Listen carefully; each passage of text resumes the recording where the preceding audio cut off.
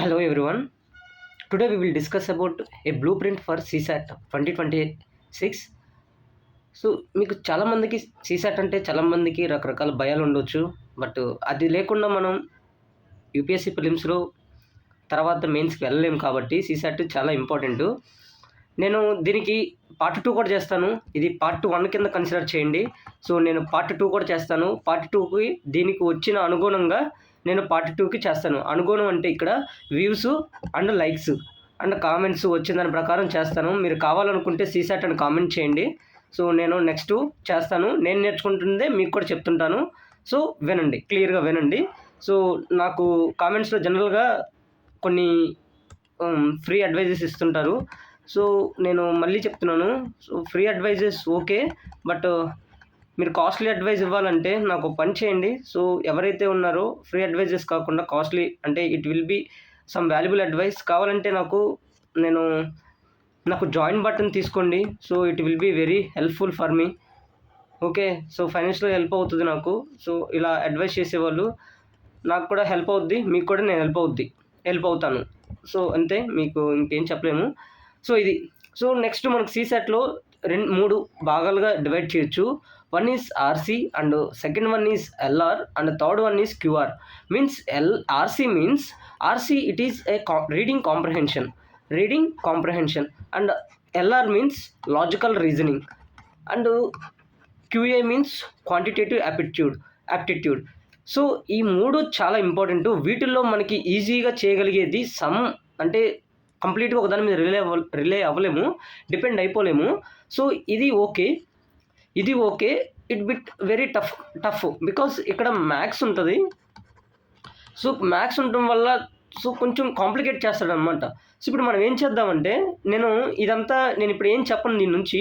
నేను జనరల్గా ఇక్కడ చెప్పేది ఏంటంటే ఇది నాకు తెలిసి 2024 ఆర్ 2025 మేబీ దానికి అనుగుణంగా క్వశ్చన్స్ని అసలు మనం ఎగ్జాక్ట్గా 33% ఎలా పాస్ అవ్వాలి అంటే ఎగ్జాక్ట్గా మనకి 67.5 మార్క్స్ ఎలా తెచ్చుకోవాలి CSATలో అనే దానికోసం ఇప్పుడు నేను చూపించేది చాలా అంటే చాలా హెల్ప్ అవుద్ది. మీరు లాస్ట్ వరకు చూస్తే మీకు అర్థమైద్ది. మధ్యలో స్కిప్ చేయడానికి ట్రై చేయకండి. ఎందుకంటే మీరు మధ్యలో స్కిప్ చేసినా లేదంటే ఇంకేదో చెప్పాలనుకున్నా మీరు మిస్ అయిపోతారు. అండ్ వన్ మోర్ థింగ్, మధ్యలో ఏదైనా యాడ్స్ వస్తే మీరు ఎప్పుడూ స్కిప్ చేయకండి నా కోసం ప్లీజ్. మీరు నాకు చేసే హెల్ప్ ఇదే.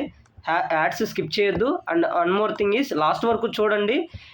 నేను చేసే ఏమన్నా తప్పు చెప్పటం అంటే ఇంట్రెస్టింగ్గా లేకుండా చెప్పడం, ఎంగేజింగ్గా లేదు బ్రో అని ఎవరైనా చెప్పినా కానీ నేను ట్రై చేస్తాను. ఎందుకంటే ఇక్కడ నేను టైం పెట్టిన దానికి నాకు కొంచెం మానిటైజ్డ్గా వస్తే అంటే వాల్యూ కానీ మనీ కానీ ఏదైనా వస్తే నాకు తృప్తి ఉంటుంది. అలాగే నా పర్సనల్ సాటిస్ఫాక్షన్ ఉంటుంది, కొంతమందికి ఉపయోగపడ్డానని. సో అదొక్కటి చేయండి, ఓకేనా? ఇంకా లైక్లు కామెంట్స్ మీ ఇష్టం, మీరు చేయండి. ఇంకా సో ఆర్సీ చూద్దాము. ఈ ఆర్సీ వచ్చేసరికి జనరల్గా ఎప్పుడు 28 to 27 కదా, 20 below 30 వస్తాయి జనరల్గా. సో దీంట్లో ఆల్మోస్ట్ ఒక 20 అటెంప్ట్ చేసామనుకోండి. ఫర్ ఎగ్జాంపుల్ ఇక్కడ 27 ఉన్నాయి. 27లో నీకు 3 తెలియలేదు. సో 24 అటెంప్ట్ చేసావు. దాంట్లో 20 కరెక్ట్ అయినాయి, 4 రాంగ్ అయినాయి. సో దానికి అనుగుణంగా చూడండి, 20 కరెక్ట్ అయినాయి కాబట్టి 50 మార్క్స్ వచ్చేసినాయి ఇక్కడే. సో 4 తప్పైనాయి కాబట్టి 3.32 అంటే యాక్యురసీ అనేది 90% దాకా ఉండాలి. ఆల్మోస్ట్ 85% to 90% యాక్యురసీ ఉండాలి పెట్టే దాంట్లో. సో దట్స్ హౌ, ఓకేనా? ఇంకా ఎక్కువే ఉండాలి, 95% ఉండాలి. అండ్ థర్డ్ థింగ్, ఇక్కడ చూడండి మనకి టోటల్ మార్క్స్ ఎన్ని వచ్చినాయి. 46.68 వచ్చినాయి. సో అదేవిధంగా నెక్స్ట్ క్వాంటిటేటివ్ యాప్టిట్యూడ్ చూద్దాము. ఈ క్వాంటిటేటివ్ యాప్టిట్యూడ్లో జనరల్గా 30 to 40 క్వశ్చన్స్ వస్తుంటాయి, ఓకేనా? సో మనకు అన్నీ పెట్టాల్సినంత అవసరం లేదు. అన్నీ కూడా మనం వాడిచ్చిన టైంలో గివెన్ టైంలో మనం చేయలేము. సో వాటికి అనుగుణంగా సో ఇప్పుడు జనరల్గా 15 క్వశ్చన్స్ అటెంప్ట్ చేసామనుకోండి, దాంట్లో యాక్యురసీ బాగుండాలి. దీంట్లో 95% యాక్యురసీ ఉండాలి. సో ఇక్కడ 12 కరెక్ట్ అయిన అనుకోండి, 3 తప్పైనాయి. మనం చూసుకోండి 38 క్వశ్చన్స్, 38 కాదు ఆల్మోస్ట్ 40 క్వశ్చన్స్ కూడా ఉంటాయి. 40 to 42 కూడా ఉంటాయి. 40 to 42 కూడా ఉంటాయి. సో దీంట్లో మీరు అట్లీస్ట్ ఒక 15 చూస్ చేసుకోండి. ఒక 15 జనరల్గా దాంట్లో రకరకాలు ఉంటాయి. నెక్స్ట్ వీడియోలో డిస్కస్ చేద్దాము ఏమేమి చూస్ చేసుకోవాలో. సో అంటే నాకు కాన్ఫిడెన్స్ వచ్చిన దాని ప్రకారం మీకు చెప్తున్నాను. మేబీ ఇది CSAT అనేది మెయిన్ పిల్లర్ అనమాట. ఇప్పుడు ప్రెజెంట్ ప్రిలిమ్స్ క్వాలిఫై అవ్వడానికి GS ఎవరైనా క్వాలిఫై అయిపోతున్నారు. అసలు CSAT అనేది బాగా దెబ్బ కొడుతుంది అనమాట, ఓకేనా. సో అందుకోసం చెప్తున్నాను. సో జనరల్గా ఇప్పుడు 3 ఇన్కరెక్ట్ పెట్టారు. సో ఇప్పుడు పాజిటివ్ చూద్దాము, అంటే ఎన్ని మార్క్స్ వస్తున్నాయో. సో ఇక్కడ 12 మార్క్స్ వచ్చినాయి, అంటే 12 క్వశ్చన్స్ పెట్టారు. 12 క్వశ్చన్స్ పెడితే 2.5 ఈచ్ క్వశ్చన్, అంటే ఈచ్ కరెక్ట్ ఆన్సర్కి 2.5 మార్క్స్ ఉంటాయి అనమాట. ఓకేనా. సో టోటల్గా 30 వచ్చినాయి. సో ఇక్కడ నెగిటివ్ మార్కింగ్ ఒక 2.49 పోయినాయి. సో టోటల్గా ఎన్ని వచ్చినాయి 27. ఇందాలో ఒక 40, ఇక్కడ చూడండి ఇందాలో ఒక 40 పాయింట్ అప్రాక్సిమేట్గా 46, ఇక్కడ ఒక 27. సో లాజికల్ రీజనింగ్ కూడా చూద్దాము. లాజికల్ రీజనింగ్లో కూడా చూస్తే మీరు అబ్జర్వ్ చేయండి సరిగ్గా. లాజికల్ రీజనింగ్లో చూస్తే 15 క్వశ్చన్స్ ఉన్నాయి. దీంట్లో కూడా 15, దాంట్లో 15, దీంట్లో 15 ఉంటాయి. అంటే వచ్చేవి దీంట్లో 40, ఇక్కడ 40 క్వశ్చన్స్ వస్తాయి జనరల్గా. ఇక్కడ ఒక 15 క్వశ్చన్స్ వచ్చినాయి అనుకోండి టోటల్ క్వశ్చన్స్. ఓకేనా. దాంట్లో అట్లీస్ట్ ఒక 7 వదిలేసి ఒక 8 పెట్టుకుందాము. 8లో ఒక 5 కరెక్ట్ అయినాయి. యాక్యురసీ అనేది 95% ఉండాలి మళ్ళీ. సో ఇక్కడ 3 తప్పైనాయి. సో దానికి అనుగుణంగా మార్క్స్ చూడండి. సో 5 కరెక్ట్ పెట్టాం కాబట్టి ఇంత మార్క్స్ వచ్చినాయి, 3 తప్పు పెట్టాం కాబట్టి ఇంత మార్క్స్ వచ్చినాయి. సో మనకి ఈ డిఫరెన్స్ చూస్తే 10 మార్క్స్ వచ్చినాయి. ఆల్రెడీ ఇందాల అప్రాక్సిమేట్గా 48 ఎంత వచ్చినట్టున్నాయి, మళ్ళీ 27 ఎంత వచ్చినట్టున్నాయి, ఇప్పుడు 10 వచ్చినాయి. ఆల్మోస్ట్ మనం పాస్ దగ్గర అయిపోయాం. సో ఇప్పుడు టోటల్గా చూస్తే చూడండి.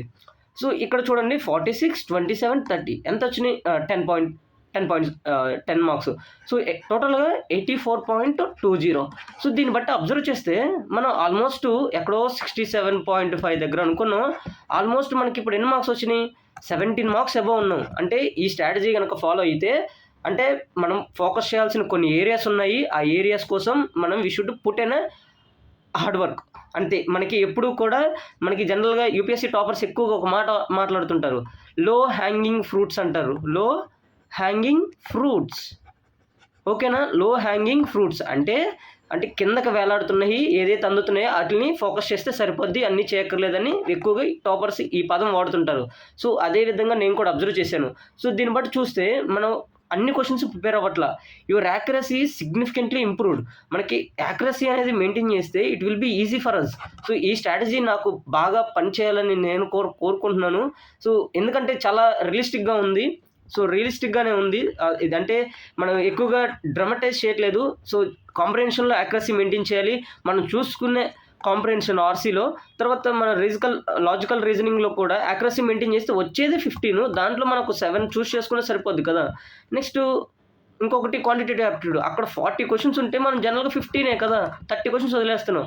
ఆల్మోస్ట్ మనం ఎన్ని అటెంప్ట్ చేస్తున్నాము, ఇందాల ఆ రీడింగ్ కాంప్రహెన్షన్లో 20, ఇక్కడ ఒక 8,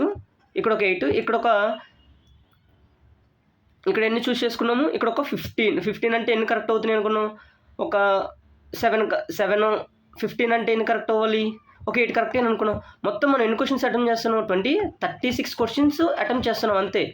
మోర్ దెన్ ఎనఫ్. ఈ 30 క్వశ్చన్స్ సరిగ్గా యాక్యురసీ మెయింటైన్ చేస్తే యూ విల్ బీ క్వాలిఫైడ్. దీని గురించి నెక్స్ట్ స్ట్రాటజీ చేయాలంటే నేను నెక్స్ట్ వీడియో చేస్తాను.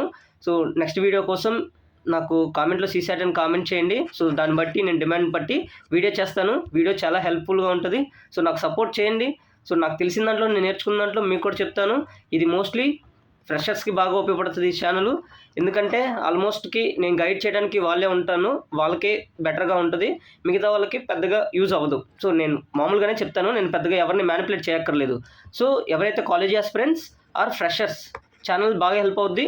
సో ఛానల్ని ఫాలో అయిపో. టెలిగ్రామ్ కూడా ఉంటుంది, టెలిగ్రామ్లో కూడా జాయిన్ అయిపోండి. So this is my side. Thank you so much for watching.